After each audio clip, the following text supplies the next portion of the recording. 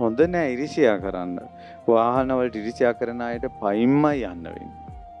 පාරට ගියත් බස් එකක් කැඩෙනවා එදාට. මේ අනුන්ගේ වාහන වලට ඉරිසියා කරලා. ලස්සනට ඉරිසියා කරන්න හොඳ නෑ. ගියක් ලස්සනට තියෙනකොට ඉරිසියා කරන්න හොඳ නෑ.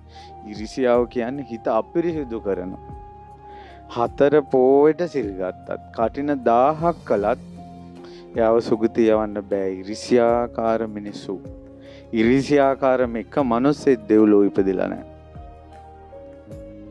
හොඳ නැහැ. ඒ නිසා නිකන් අර පින්කමක් කළා චූන් වෙන්න එපා. අපි මේ පාර කටිනේ කළා. අපි පන්සලට ආධාර කළා. අපි දැන් දෙව්ලෝ හිතමයි පිරිසිදු කරගන්නවා. හිතමයි පිරිසිදු කරගන්නවා. අර රට බේරා ගන්න ගිය කැප්පැටි පොළ අධිකාරම් තුලත් කඩුව පැත්තකට දැම්මට පස්සේ හැම වෙලාවෙම ළඟ තිබ්බේ ධම්මපදේ. බෙල්ලට මැරෙන්න බෙල්ලට ගහන්න කලින් එයා කිව්ව පොඩ්ඩක් දෙන්න කියලා ඉනෙන් ධම්මපදේ පොත අරන් ගාතාවක් කියලා දලදා හඳුරන්න වැඳලා බෙල්ල තිබ්බා දංගෙඩියේ. කපපු මිනිහයා ගැත වෙවුලුවා. බෙල්ල කැපුණේ බාගෙට ඔළුව මෙහෙම එල්ලුණා.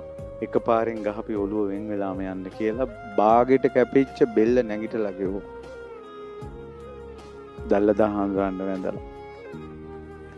මේ මිනිස්සු යුද්ධෙට ගිය බව හැබෑව, කැරලි ගැසු බව හැබෑව, හිත තුනුරුවන් ළඟ තිබ්බා. කඩුව අතෑරියා. කෝන්තර නැහැ. අවසාන වෙලාවෙත් දලදා ළඟ තිබ්බ රිදි කෑල්ලක් අරන් ගහයිල්ලලා දලදා හඳුරන්න මේ වස්ත්‍රේ පූජා වේවා කිව්වා මාලිගාව දිහා බලාගෙන. එහෙම මිනිස්සු හිටියේ. දැන් අපේ මිනිස්සු මැරෙනකොට කෝ ගිරේ කියලා හොයයි. එච්චර මසුරු.